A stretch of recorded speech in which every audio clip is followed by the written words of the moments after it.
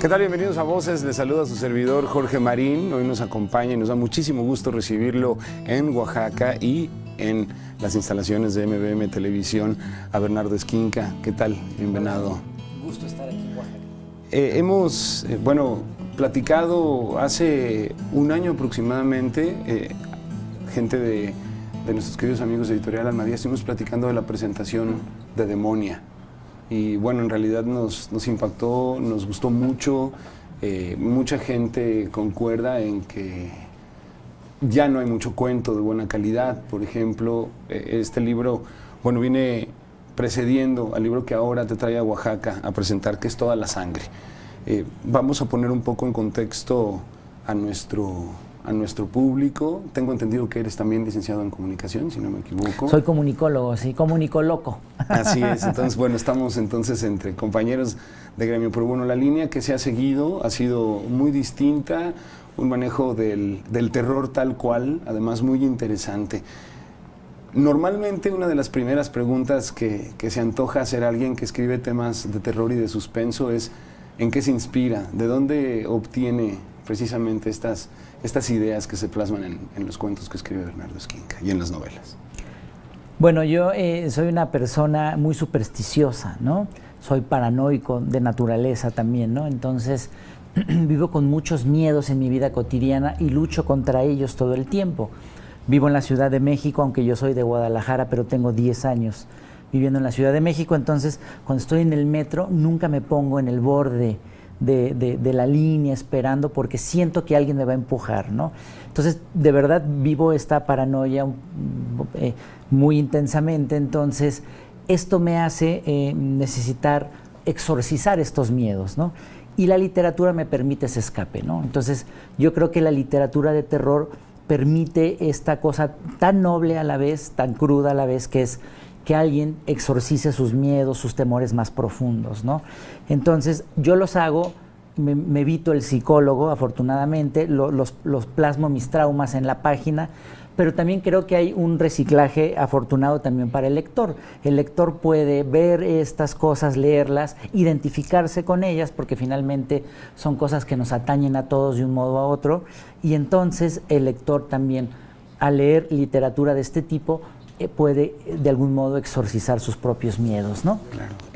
Se dice o se piensa que el miedo es inherente al ser humano, ¿no? Y que es una persona más sana, a pesar de lo que se podría decir, quien puede precisamente enfrentarlos o al menos reconocerlos, saber que están ahí y lidiar con ellos de alguna manera. Todo esto vuelve atractiva una historia de suspenso o de terror para cualquiera, porque todos hemos tenido miedos, todos hemos sentido alguna vez alguna clase de delirio de persecución, pero también es muy rico el trabajo en términos narrativos.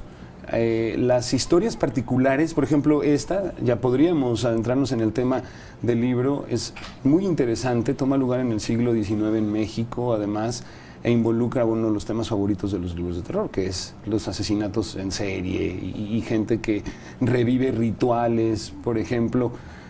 ¿De dónde se obtienen estos personajes? ¿Hay personas que se han conocido? ¿Es simplemente producto de la imaginación o también va relacionado con los miedos de los que hablábamos? Bueno, yo, tengo 10 años viviendo y trabajando en el centro histórico del DF, ¿no? Aunque nací en Guadalajara, yo me siento ya un centrícola, como se dice, porque ya después de una década de estar viviendo en el centro histórico y en la Ciudad de México, he sido absorbido por toda su energía, su atmósfera y sus historias, ¿no? Entonces, al yo caminar todos los días por estas calles, es inevitable que yo me sienta atraído por estas capas sobre capas de historia que me parecen muy interesantes de la Ciudad de México, que obviamente vienen desde la época prehispánica y que permanecen, ¿no? Están las pirámides del Templo Mayor, están ahí muy presentes, las piedras antiguas, pero también los edificios de Tezontle de la época colonial, los edificios más recientes como la Torre Latino, los callejones, las leyendas. Es decir, es tan rica toda esta energía y todas estas y potencial de historias que se proyectan que yo no me he podido sustraer de eso estando ahí. Entonces, me parecía el escenario ideal para narrar el tipo de literatura que yo hago, que es pues siempre ligada a lo sobrenatural, a lo siniestro, con una idea de, sí, un poco evadir la realidad cotidiana, la realidad inmediata, pero al darle la vuelta en estos temas policíacos, fantásticos, sobrenaturales, uno al final acaba hablando también del mundo que nos toca todos los días, ¿no? Entonces, en Toda la Sangre lo que me preocupaba sobre todo era decir, vamos a hacer una reflexión de este pasado prehispánico que a todos nos atañe, que no se ha ido, que sigue muy presente, que sigue habiendo enterramientos que se encuentran, que salen a la luz nuevos dioses enterrados, y yo decía, bueno, esta pugna entre el mundo viejo y el mundo nuevo no ha parado. Entonces, la Gran Tenochtitlán sigue queriendo regresar. Y eso es muy palpable en el centro histórico de la Ciudad de México. Entonces, se me ocurrió que un asesino iba a aventar corazones humanos y a recrear estos ritos antiguos con la idea de que los dioses antiguos recuperaran el lugar que les fue arrebatado. Y esto es muy palpable en el centro histórico. Cualquier persona que vaya siente esta pugna entre estos dos mundos que están como metafóricamente luchando, ¿no?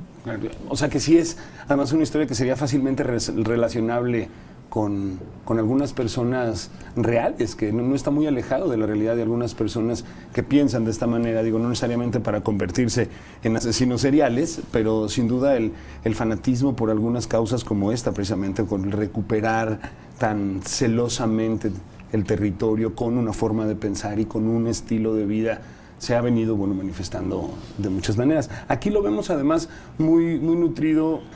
La idea, es un investigador, un periodista, así que eso también llama muchísimo la atención, acompañado de una arqueóloga. La pieza que encuentran juega un papel, desde luego, determinante. ¿Por qué no nos hablas un poco de la pieza que hayan y que además desencadena toda esta serie de eventos? Sí, bueno, como mi idea es que el centro histórico es capas y capas de historia, también intento reflejar esto en la novela. Entonces tiene un prólogo en el siglo XIX, donde es una anécdota histórica, donde el barón von Humboldt, explorador alemán, viene a México a finales del siglo XVIII, principios del XIX, y entonces él le muestran a la Coatlicue que estaba enterrada en la antigua universidad, ¿no? Y de ahí ya me muevo después al presente, donde la mayor parte de la novela transcurre, pero la idea es mostrar estas capas de historia, ¿no? Estas capas de historia que nos hablan de una ciudad que se sigue transformando en el tiempo, ¿no? Y tuve una parte que sí me tuve que documentar para poder hablar un poco de esta parte histórica de la Ciudad de México, pero también mucho es la parte actual, donde yo camino por la ciudad y reflejo lo que veo, los indigentes, los bares, las cantinas, etcétera. Pero sí me interesaba plasmar una situación que es, ¿de dónde venimos los mexicanos? ¿De dónde somos? ¿Qué nos dicen los antiguos sacrificios, ¿no? Es decir, no es que los aztecas fueran unos psicópatas salvajes ni nada, sino que esto corresponde a una cosmovisión muy concreta, ligada a la política, ligada a la guerra, ligada a la economía, a que Huitzilopochtli tenía que luchar todas las noches con Coatlicue, que era la luna, Huitzilopochtli el sol. Los sacrificios humanos le proporcionaban la sangre que lo hacía sobrevivir y que el cosmos siguiera funcionando, ¿no? Entonces son como muchas cosas que yo tuve que concretar para plasmar esta visión, ¿no? Reconciliarnos con este pasado sangriento de la Ciudad de México, abrazarlo de alguna manera, entender de dónde venimos, ¿no? Entonces, Toda la Sangre es un thriller, tiene una parte histórica, pero sobre todo es una novela de misterio que nos va a hablar de la Ciudad de México actual con resonancias al pasado, para intentar entender de dónde venimos, ¿no? Así es. Entonces, ¿estarías de acuerdo, Bernardo, en que sí se ha dado un mal nombre y una mala imagen de las razones, o no se ha explicado lo suficiente sobre los sacrificios humanos? En realidad, a nivel histórico y sobre todo a nivel internacional, no es comprendido ni explicado como se debería. Entonces, la situación de los sacrificios humanos y de los rituales ha sido, podríamos decir, alterado de alguna manera en su interpretación, haciéndolos ver como salvajes precisamente. ¿Cuál es el resultado de tu documentación en este tema? Bueno, tu pregunta es muy interesante porque en realidad, digamos, los arqueólogos mexicanos y los arqueólogos, incluso investigadores extranjeros, han hecho aproximaciones muy auténticas y muy cercanas a intentar revelar una realidad, y además un conocimiento tan complejo lo aterrizan en libros que son muy explicativos a los neófitos como yo, ¿no? Que me tuve que documentar para esta novela. Pero lo que pasa es que, digamos, la gente que vamos todos los días por las calles viendo las ruinas, o a veces ni siquiera las miramos, pasamos muy rápido por el centro histórico, digamos, la gran masa de la población, creo yo, es mi interpretación, no nos hemos reconciliado con este pasado porque la conquista fue muy brutal, ¿no? Digamos, fue devastadora, borraron las pirámides, enterraron a los dioses en la colonia que duró cientos de años. También cualquier intento de recuperar esta cultura era literalmente soterrado, o sea, era ocultado. Entonces, apenas tenemos, digamos, viene la independencia y empieza un poco a revalorarse todo esto. Pero digamos, incluso la arqueología como tal, como la conocemos hoy en día, es muy joven en México. El proyecto del Templo Mayor va a cumplir apenas 40 años. Entonces, todos esos esfuerzos que son muy válidos son jóvenes. Entonces, todavía no ha permeado. A cientos de años de ocupación, a cientos de años de negación, apenas vamos a estar entendiendo qué es lo que pasó con este pasado, ¿no? Entonces, lo que yo creo es que lo que intento poner muy humildemente en esta novela es, bueno, hay que conocer un poco más por qué habían los sacrificios, por qué había los desollamientos, el arrancamiento del corazón, porque no era una cuestión salvaje, sino una cosmogonía. Pero creo que obviamente, digo, yo aporto una cosa que sobre todo tiene que ver con una novela de ficción, ¿no? Y una novela que es un thriller. Pero pongo algunos misterios para que la gente, si quiere investigar más, con Eduardo Matos Moctezuma y Leonardo López Luján, o Antonio Caso, en fin, todos los grandes historiadores que han puesto esto muy claro, pueden complementar esta información, ¿no? Claro. Volviendo al tema de nutrirlo con referencias históricas concretas, digo, bueno, hay quien ha cometido terribles resbalones, digamos, al tratar de, o al no aclarar muy bien cuáles son las referencias históricas y cuáles son las referencias alteradas. Digo, puedo pensar, por ejemplo, en Matthew Pearl, ¿no? Que ha hecho novela policíaca, histórica, involucrando la muerte de Edgar Allan Poe, o sí, la sociedad del Club Dante, por ejemplo, en Boston, cuando se traducía por primera vez al inglés La Divina Comedia. ¿Cuál ha sido la parte más divertida? Esto siempre lo preguntamos, es parte de la tradición de preguntarle a los escritores cuál es la parte, o cuál fue la parte más divertida y cuál fue la parte más compleja de escribir esta obra. Bueno, Con toda la sangre, aunque no pretende ser una novela histórica, sí tiene muchos elementos históricos. Entonces hice una investigación en libros, ¿no? Que mencionamos ya los autores, pero digamos, eso era sobre todo para darme un marco sólido. Es decir, cuando tú vas a poner mentiras, es decir, tu ficción, tus personajes que no existen en la vida real, pero si partes de un hecho histórico, mientras mejor tengas investigado tu hecho histórico, tus mentiras van a ser más creíbles, ¿no?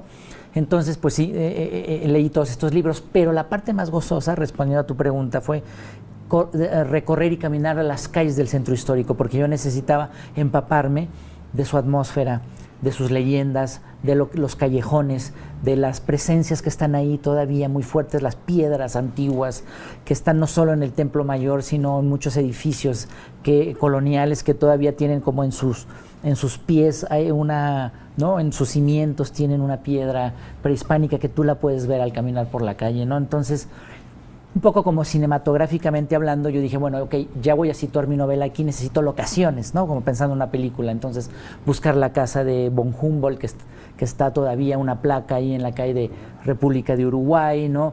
Entrar al Metro Pino Suárez, donde hay una pirámide. Entonces, yo pensaba que iba a haber todo y es tal cual una escena de la novela que ocurre en el Metro Pino Suárez, entonces tenía que entrar y ver cómo está esa pirámide ahí, sentir cómo va, entra, sale la gente, cómo podría, ¿no? Porque el personaje arroja una cabeza humana ahí. Entonces todo es casi, ¿no? Estar pensando en todo eso. El Metro Zócalo también, que tiene varias maquetas que te muestran cómo ha sido transformada el Zócalo a lo largo de los años, ¿no? O la Plaza Mayor en su momento. Entonces esa parte de recorrer a pie, cuadra por cuadra, calle por calle, el centro histórico, buscando dónde iba a ubicar mi novela, fue muy gozosa, muy divertida, porque además fue como reaprender la ciudad y a la parte de la ciudad que yo camino todos los días con otra mirada, ¿no? Bueno, yo quiero un trabajo así, poder recorrer el centro histórico del DF.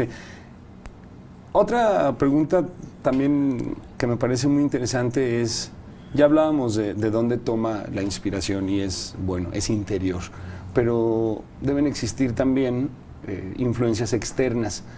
Se puede percibir desde luego una influencia del cine de suspenso y de terror en el tipo de narrativa. ¿Es correcto? ¿Esta apreciación es verdadera? ¿Bernardo Esquinca ve series y películas de terror además de leer libros de terror? Bueno, por supuesto, pero te diré que no solo de terror, es decir, soy un gran fanático del cine en general, cualquier tipo de cine me gusta, me considero parte de una generación, principios de los 70, que ya asimiló el cine porque estaba hasta en los cornflakes, o sea, la Guerra de las Galaxias, cuando yo tenía 5 años, ya era un producto que los muñequitos estaban en todos lados, ¿no? Entonces, este lenguaje cinematográfico crecimos, mi generación, asimilándolo en todo momento, ¿no? Y obviamente toda la cultura pop, también los cómics, las series de televisión, que hoy en día obviamente creo que han sustituido lo que el cine ha dejado de hacer, que son las grandes historias como Los Soprano y otras grandes series de televisión. Entonces, por supuesto que este lenguaje visual ya está asimilado en mi narrativa, pero no es una cosa que yo me lo proponga. Es decir, yo cuando me lo preguntan, como tú lo haces ahora, entiendo o interpreto que viene de esta cultura visual asimilada desde que yo tenía 5 años de edad, ¿no? El cine se nos metió en los poros y creo que finalmente tiene que ver con esta cosa que son capítulos cortos, elipsis, cosas muy vertiginosas que el cine hace y que yo he adaptado a la literatura para crear una trama muy vertiginosa, que finalmente sí me interesa eso, ¿no? Me interesa, o sea, narro misterios, narro thrillers, que sí quiero que el lector esté al borde, no de la butaca, sino en este caso de la página, ¿no? Que no la suelte, que dejas unos ganchos de un capítulo a otro para que diga, bueno, ¿qué sigue? ¿Qué va a pasar? ¿No? Y entre esa narración vertiginosa viene la parte histórica, la parte más profunda de significados, de reflexionar qué pasó con los antiguos dioses, de dónde venimos, la violencia. Entonces, esta mezcla creo que puede resultar en algo muy interesante para el lector. Desde luego que sí. A la hora de hacer la reflexión, por ejemplo, sobre la Guerra de las Galaxias, es verdad, y bueno, una reflexión que quizá no tenga mucho que ver, pero cómo actualmente los que ya no estamos en esas edades nos quejamos o nos burlamos o a veces hasta nos indignamos de cómo se motiva el consumismo, por ejemplo, porque te ponen los personajes del fenómeno caricaturesco de moda, digamos, pero pues, es en realidad lo mismo que nos tocó a nosotros, ¿no? Actualmente alguien dice algo malo de Star Wars y nos ponemos pues como energúmenos, ¿verdad? Porque es precisamente generacional. En esta influencia audiovisual se puede además detectar en la narrativa, es muy descriptivo a pesar de que el tema principal, desde luego, es una investigación. ¿Cuánto tiempo le tomó a Bernardo Esquinca escribir Toda la sangre? Porque entonces si hay un proceso de documentación, lo cual con todo respeto a otros escritores, quizá por los géneros, no es algo tan común. Muchas veces totalmente inventada la historia y en este caso la referencia en la que se puede generar esta correspondencia. Cualquier persona que haya estado en el centro histórico, quiero pensar que va a ubicarse perfectamente cuando se esté narrando esto. Entonces, ¿cuánto tiempo le tomó a Bernardo Esquinca escribir Toda la sangre? Bueno, aproximadamente fue 1 año, ¿no? en la investigación y en la redacción, pero más importante fue otro año que la dejé dormir, descansar, ¿no? Porque sí, bueno, hay algunos colegas que en cuanto la terminan, la mandan directito a la imprenta. Yo no puedo pensar en eso. Es decir, creo que tan importante es el proceso en el que investigas. Sí requiere tu historia una investigación, a veces no, ¿no? Yo también tengo muchas historias que no requieren una investigación y así la redactas. Pero en este caso, por las resonancias con el pasado prehispánico, me implicaba una investigación. Entonces, digamos, entre investigación y redacción fue un año, pero sí dije, después de que la terminé, la dejé reposar y dormir, ahora sí que como los volcanes, un año entero, porque si no, estás demasiado enamorado de tu historia y no tienes los ojos suficientes para ver sus errores, como con los hijos, literalmente. Entonces, digo, con 2 meses tienes, pero yo la dejé ahora sí que macerar, ¿no? Hablando culinariamente, un año, y después de un año yo la pude retomar, ver sus defectos y darle la forma final que tiene ahora en el libro, ¿no? Entonces, creo que tan importante es el proceso de escribirla como tomar una distancia de tu libro para poder, después de un tiempo, darle la forma final y ver lo que le falta, lo que le sobra, lo que le tienes que agregar y quitar. Bueno, entonces, sí es mucho lo que cambió después de ese año de descanso en la novela. ¿Se le Pues hicieron muchos cambios? A lo mejor no tanto, pero sí hubo cosas claves que incluso mi editor Guillermo Quijas me señaló, ¿no? Y me dijo, mira, te recomiendo estas cosas, que si me las hubiera dicho al día después de que yo acabé de escribirla, no le hubiera hecho caso, porque estás tan enamorado de tu obra que no puedes. Entonces, después de un año ya, esas sugerencias que de una obra a otra varían, ¿no? A veces en unas son más, en otras pocas. En esta fue pocos los cambios, pero sí sustanciales, o fueron sugerencias muy puntuales que ayudaron, creo yo, a que fuera una obra mucho mejor acabada. Claro, y estoy seguro de que así es. Esto me imagino que es recurrente, debe ser un hábito que se tiene, el no entregar inmediatamente la obra terminada. Estamos llegando ya al final de esta conversación. Estamos, profundamente agradecidos por el tiempo. Sabemos que la agenda en este tipo de viajes es muy apretada, pero muchas gracias por poder venir. Y bueno, en realidad solamente nos queda recomendarle al público este libro de Editorial Almadía que se llama Toda la sangre. Vale la pena, desde luego, también ver el resto de la obra de Bernardo Esquinca y bueno, ya habíamos platicado de Demonia, pero para quien no lo ha leído, desde luego que es una excelente introducción, aunque es un trabajo reciente al trabajo de Bernardo Esquinca. Muchísimas gracias, Bernardo, y ojalá podamos platicar nuevamente muy pronto. No, un placer estar aquí y quienes compren Toda la sangre van a encontrarse una novela muy entretenida, muy vertiginosa, con muchos misterios, con una parte de romance, con historia, la van a disfrutar. Así es, muchísimas gracias. Entonces, yo ya la empecé a leer, te confesaba fuera de cámaras que no la he terminado, pero ya estamos dentro de esto y así que, amigos, pues este es el libro de Toda la sangre y mandamos un saludo a todos también en Editorial Almadía, que nos han hecho siempre el enorme favor de ponernos en contacto con los escritores de tan alto nivel que visitan Oaxaca. Así que muchísimas gracias. Gracias. Amigos, nos vamos. Quédense con nosotros en la programación de MBM. Nosotros nos despedimos. Los esperamos en la próxima emisión de Voces.